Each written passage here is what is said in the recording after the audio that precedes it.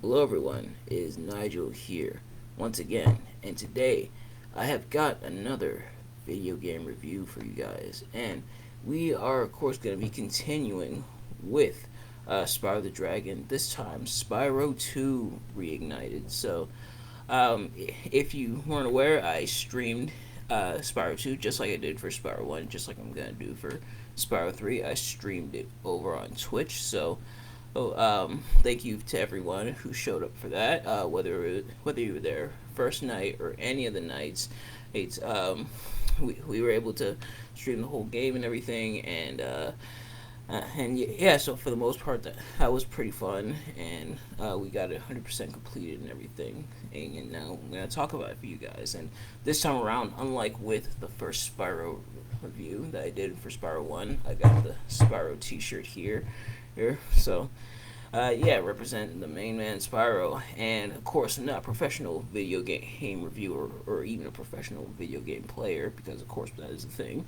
But I am a man who enjoys a good time, and going back to my childhood and playing Spyro is always a good time, and having an excuse to replay any of the classic Spyro games, 1, 2, 3, or otherwise, is always a good time, and I definitely had a good time for the most part, playing and revisiting this game. So Spyro 2, we're gonna get into, of course, the pros and cons. The pros, of course, it made a massive upgrade from the first game, even back then. Now, similar to Spyro 1 Reignited, this is gonna be kind of a twofold thing where I'm going to be talking about the pros and cons of Spyro 2 just as a game, and then the pros and cons of how they've done it for the Reignited. And right off the bat, I guess kind of spoilers, there's not really going to be too many cons in terms of like what they did for Reignited for Spyro 2. For the most part, it's been kept pretty faithful and pretty much the same like they did for all the Spyro games, which is really nice. But yeah, so with Spyro 2, what I liked about the game, like I said, it's a massive upgrade from the original Spyro the Dragon. For starters, Spyro, while he does retain his moveset for the most part, now has a new move, the hover ability. So he's able to hover for a short time if you press the what they call the action button, but on PS4 it's the triangle button. So if you press the triangle button after your glide, you'll be able to like hover a little bit in place and be able to. It makes landing on the platform that you're gliding to a lot easier, and yeah, so it's pretty useful there, and I really do like that they add that. Even as a kid, when I would go from Spyro 1 to Spyro 2, the fact that Spyro 2 had hover was pretty good. The other thing is that a lot of stuff feels massively overhauled. There's a lot more personality in the characters. There's a lot more vibrant, and the world breathes a whole lot of new life. So Spyro is no longer in the Dragon Realms this game. Now he's in Avalar. He's brought over by his new friends in Avalar. So Allura the Fawn, and Hunter the Cheetah, and the Professor, the Mole. So he's brought over to stop Ripto, who's invaded Avalar and is trying to take over. So we gotta stop him there. And yeah, so we go about doing that. But the worlds have a lot more personality to them. It's not like the first game where it was very bare bones and everything, and you kind of just went from point A to point B. Now there's more to do. There's actual characters to interact with. There's challenges that you can complete and everything. So you don't just bulldoze your way to 100% the level, or just go from the end of the level if you're not really into the 100% thing like I am. But you don't just go from point A to point B in the level and then boom, that's it. It's over. Now there's actual challenges you can try, and there's actual things you can do as well. So a lot more to do in that regard, and it's actually pretty cool for the most part. And there's a lot more levels this time around. Now the amount of homeworlds has been shrunken from the previous Spyro game. In the previous one, there was about 6 homeworlds. Now we're down to just 3, but there's a lot of levels. So, you of course get your boss level, you get your flight level and everything, but now you have more like base levels that you just go through, and with us Summer Forest, you get about 4 base levels, I believe. Let's see, Glimmer, and then Glimmer, then Isle Springs, then Colossus, then Aquaria Tower, Sunny Beach, Hurricane. So actually 6. My apologies. So 6 base levels to complete, which is a lot. That's like 2 times in the original, where it was just 3 base levels, then the boss, then the flight stage. Now out here it's 6 levels, and then Autumn Plains goes ridiculous with it, where it's like 8 base levels, and then 2 flight stages and a boss. So, going crazy with the levels and the level length, and it really helps elongate the levels and everything, which I think is pretty cool for the most part. And the main villain this time around is Ripto, who, unlike Nasty Nork, you have a lot more interactions with him. You interact with him almost on a regular basis. It's not like Nasty Nork, where you see what he's done and you take out the Norks and everything, but you don't really interact with him until the very end. But with Ripto, you're constantly interacting with him. He constantly feels like a thorn in the side, and even his final boss definitely challenges you. It's not like a Nasty Nork where he runs away. He can actually get the orbs that are dropped down, and he can attack you and stuff. And then he has his 2 minions, Crush and Gulp, who you also have to fight in those boss battles, and those are actually pretty fun. It's not like the first game, where a lot of the bosses spend time just running away from you. They're actually there for a fight. There's actual health bars and stuff like that. So the fact that these changes were made really breathes a lot more life into this game compared to like the first one.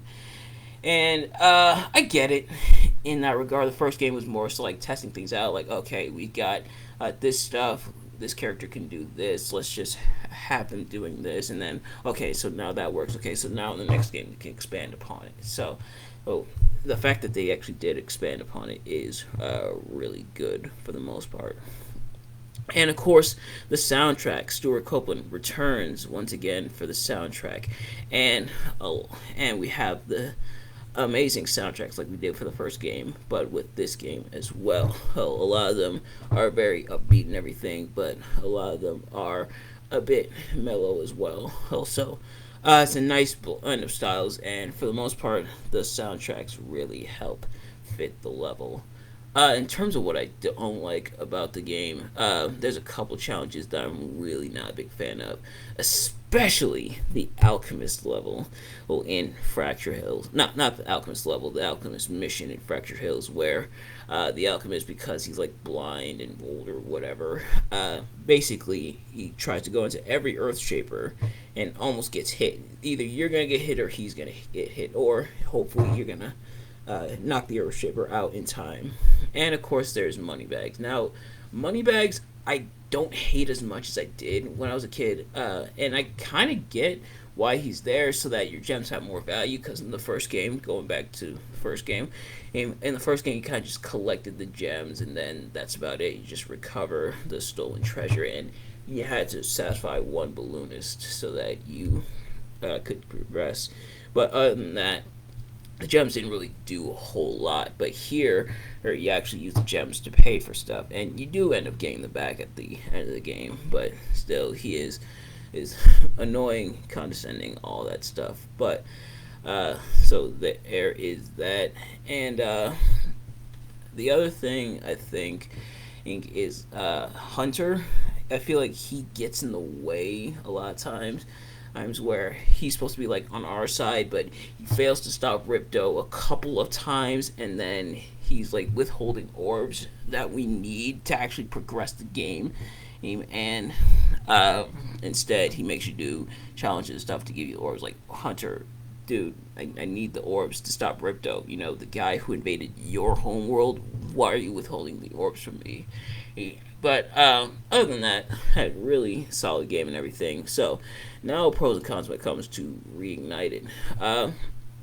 Reignited, for the most part, is pretty faithful when it comes to scaling them up and everything, and breathing new life into the characters. A lot of stuff looks more textured and everything, and looks a lot more. It stands out a lot more in terms of uh, that regard, where you could tell that they put a lot of effort into making it like it was in the original, but now just adding that extra like oomph to it. And of course, where the first game was more polygons and everything, because PS1 era and everything, here everything is a lot more, or looks a lot more textured and everything, and really shines a bit more, which is a very nice this change of pace. And even the flight stages, which is another pro, the flight stages here I think are a lot more enjoyable than in the first game. I like these a lot more than I did in the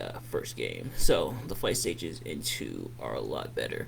In terms of like what I really didn't like that they did in Reignited, it is still, Spyro does still feel a little bit weighty when he's doing flight, but I think that's for all 3 games. But and honestly, it's not really that much. It's not really enough to bother me that much. But other than that, that's really about it. Oh, and the other thing I do have to also bring up is the actual hover mechanic that was in the original versus that's here now. Here now you get a lot more leeway, so you can actually hover and still make it to the platform. He like lunges forward a little bit, where in the first game, you kind of stood in place a little bit. But other than that's pretty good. Now, something I do have to bring up that was kind of a pro and a con is that because I have 100% save file for Spyro 2 already, I was able to get the permanent Super Flame. What I didn't know is that it carried over to the other save file that I made for streaming and everything. So I spent the whole game with the Super Flame. Now, on the one hand, it made stuff a lot easier. But the bad thing is, it made stuff a lot easier. I pretty much bulldozed through everything like I was 03 Triple H, but it kind of made things super easy. Like, boss battles would be like done in seconds. The only one I didn't really do in like seconds, and that still put up kind of a bit of a fight, was Crush. Other than that, the rest I pretty much barreled through, and I admit I wasn't a big fan of that. It pretty much made it too easy. Now, I think the only way I would have to, the only way I would be able to do it legit is would be to delete my other save file, but I didn't quite want to do that. Thankfully, it won't be an issue. The permanent Super Flame is in Spyro 3, so when we go to stream that, we should be able to beat it legit. But with that being said, thank you all so much for watching my review. For the most part, really love the game and really love how they did Reignite versus Spyro 2. And in terms of when we'll stream Spyro 3, probably in a few weeks or so. Oh, I am going to be streaming later on today because I'm actually going out and about. In fact, I'm actually going to be leaving in a few minutes to pick up the PlayStation camera, which should allow me to have my facial reactions and live reactions recorded for you guys, so you can actually see them, so we can be able to do that. So as I'm testing that out later on today, I'll probably just stream like a random game like Street Fighter or something. But other than that, thank you all so much for watching, and I will see you guys later. Peace.